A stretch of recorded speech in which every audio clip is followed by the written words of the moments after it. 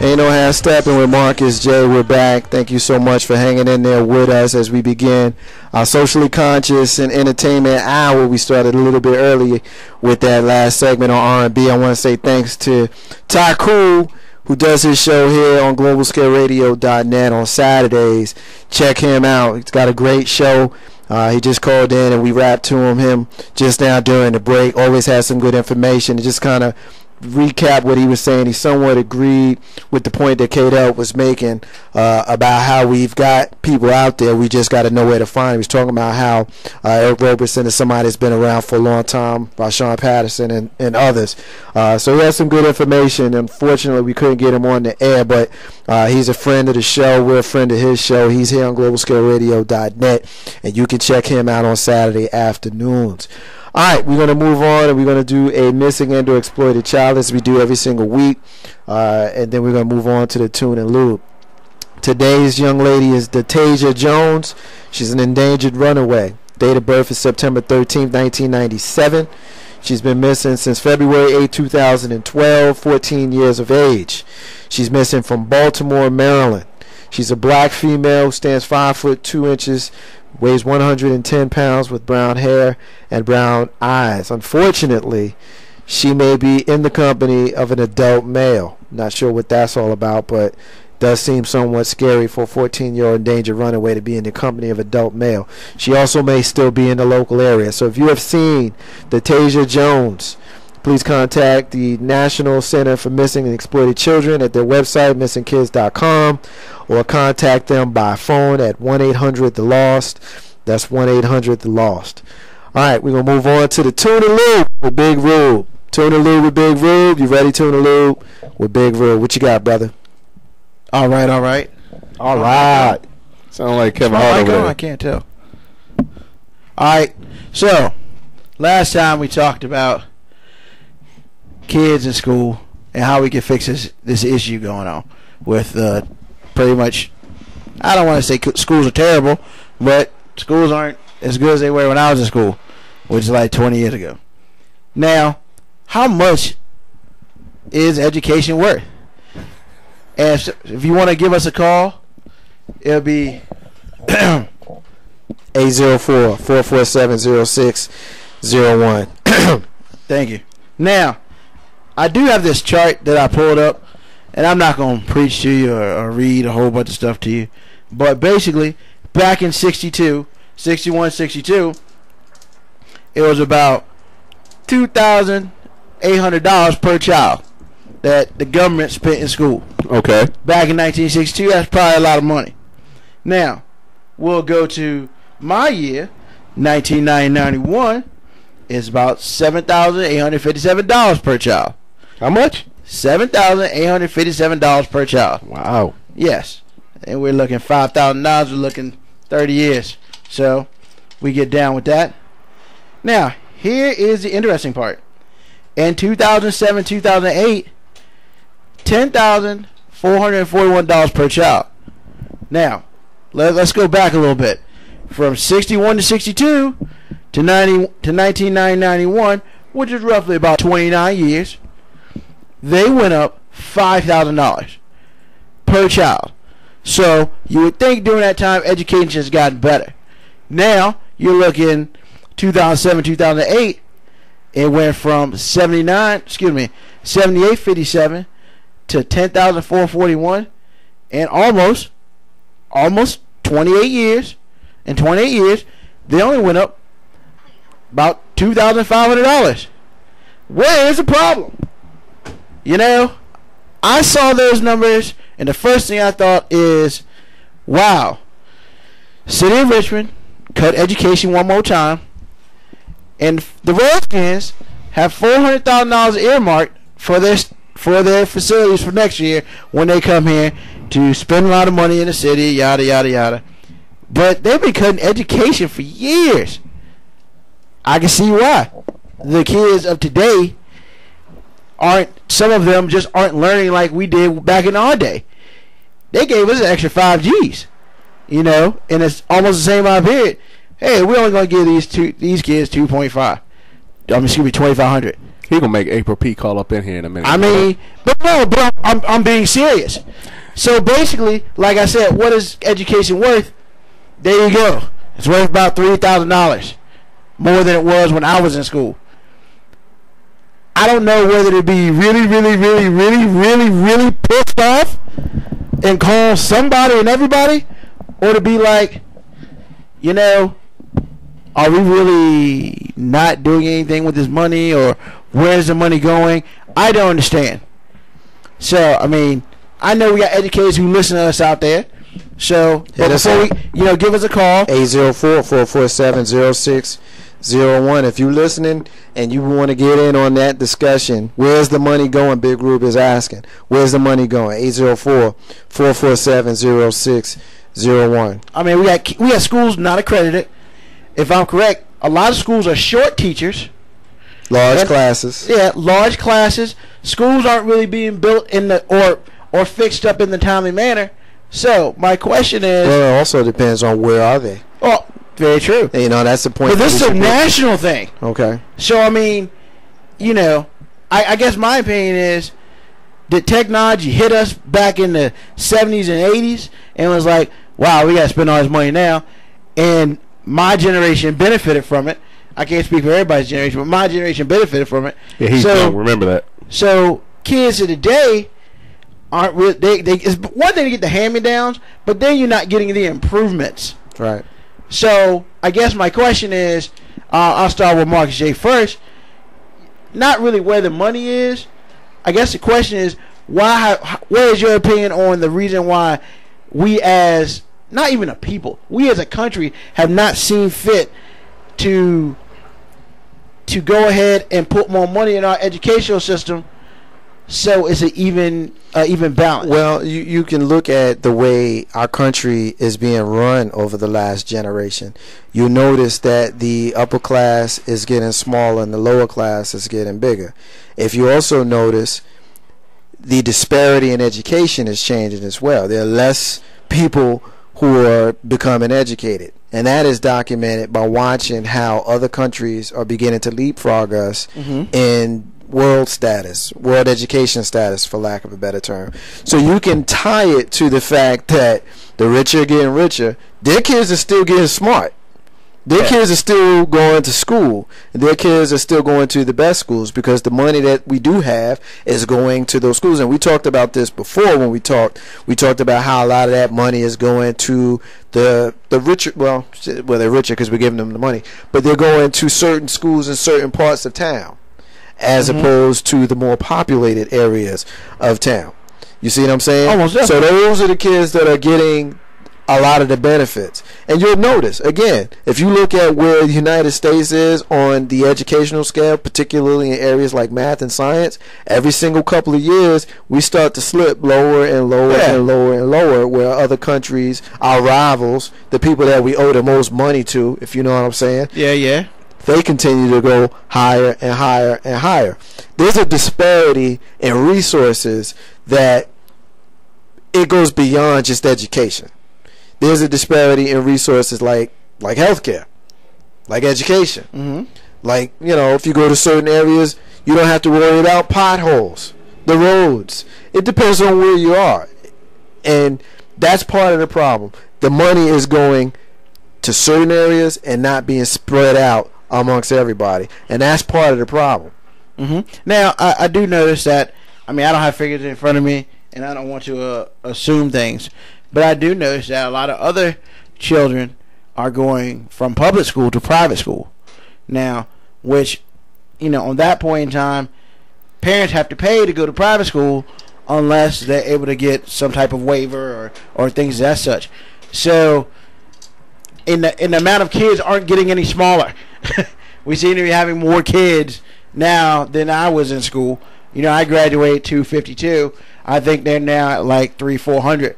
And to me, it's just that's wow, So, I guess I'm trying to figure out where the money is, because I don't get it. It doesn't make sense. It doesn't make sense to me that there's a big leap in a 29-year period, then in a 27-year period is half that. Banks. You got anything? It's parental support. I mean, where is that? That's what it boils down to. I mean, if the parents aren't involved in the school system, which is going to drive the money in there, then the government's not going to do anything with that money. I mean, there are reports that say the school system did get more money, but again, where is it going? What do you have to do with it? What's being done with it? My high school now is trying to drum up money for their football program, a program that's unfortunately been bad for the last years.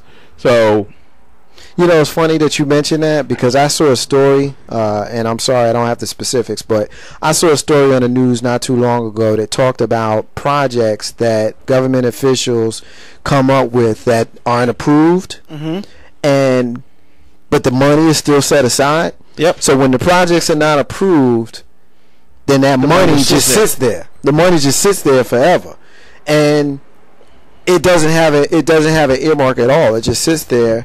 It sits in an account, and it accrues, and it accrues, and it accrues, and it grows, and it grows, and it grows.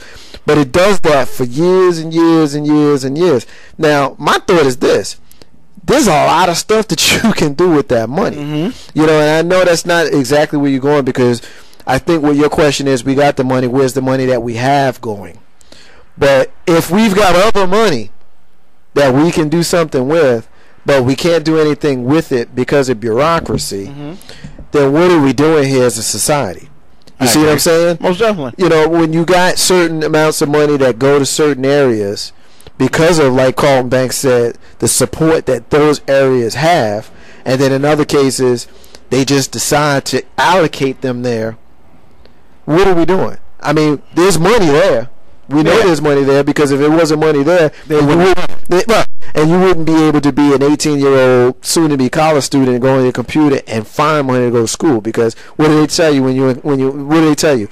You can find a scholarship. Yep. You can find a grant. You can find a loan. There's grants out there. If you're left-handed, you can get a grant for being left-handed. If you scored 3.5 or in your classes, you can get, if you got a certain amount of your SATs, there's money out there. Yep. But when it's not allocated properly and it just sits there, or if it's all allocated in one place and not in others, I can see where you're going when you're wondering, what are we doing? When you have certain school districts that have a ratio that's a lot lower than other school districts that may be in the same city or the same county. And I guess the biggest point that I have is looking at this disparity, which, I mean, let's just be honest. I gave some serious solid numbers, brief numbers on certain things, and I mean that's just the beginning of the scope. That's only the 2008. I didn't have any figures for 2009 and 10 and 2010 and 11 and stuff like that. But it's just like, at our government, are we as people paying attention to what our government, and I'm not talking our national government, I'm talking about our local government, because I guess I'm being honest, the first thing everybody cuts is education. Have you lost your mind? Why is that the first thing you cut? I don't understand it. No, I don't understand it either, because your future is your children, and we've seen a certain red party take money from education and put it in defense. Yeah. And particularly putting it in defense in situations where we know in hindsight that was built on lies. And I know that this wasn't about, what went on in the last administration, but when we know that Dick Cheney got caught in a lie last month it was discovered that he got caught in a lie when he talked about, the weapons of mass destruction and all that stuff, the reason why we went to war in Iraq and all that. A lot of that money came from education. A lot of the money that we spent on, 2 wars, one of which we're still in and things of that sort, came from education. So when you say where's the money, there is the money. It got taken and put to someplace else built on a lie. But when we do have the money and it's not allocated properly, that's a problem as well. Well, and it's funny that you bring up that part, because I'm looking at, I'm gonna stay local with it. Are the Richmond police getting any more money? No, they usually get cut. Fire department? Nope, they usually get cut. Education usually gets cut. So I guess my question is, do we really know what we're paying for in the city of Richmond? I'm not even talking about the state. If I'm correct, last year they said we had extra money in the state. A surplus of money. Where did that money go? Nobody can really tell me. I mean, it's insane that we have all this going on, you know. And we always talk about unemployment and stuff like that. How about you use that money to help unemployment, to basically get them to help fix up some of these schools and things as such? I mean, banks. I mean, you got any opinions on what we can do with this surplus of money that apparently we had, but now we don't know where it is? Well, if you want to do something extra money, this is what I say do with it. Open up some public facilities for the kids to do things to get them more involved in the community. Open up some community gardens, do things of that nature. Improve the community, improve where these kids have to play, and that may drive more money into that area, which again will in turn just promote a better sense for the whole neighborhood and possibly improve the schools.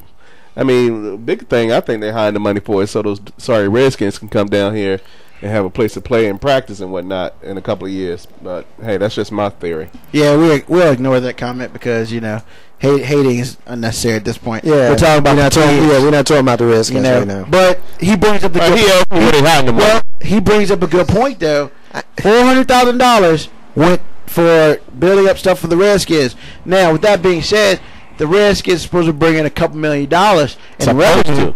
Well, I mean, they're going to because they got to stay in hotels. And, I mean, the Redskins got to pay for it. And let's just be honest, everything they do up Northern Virginia is going to be cheaper down here because Northern Virginia is expensive. So, hopefully that'll work. But my biggest issue is the first time we talked about SOL testing and how much do you really need. Now we're talking about money.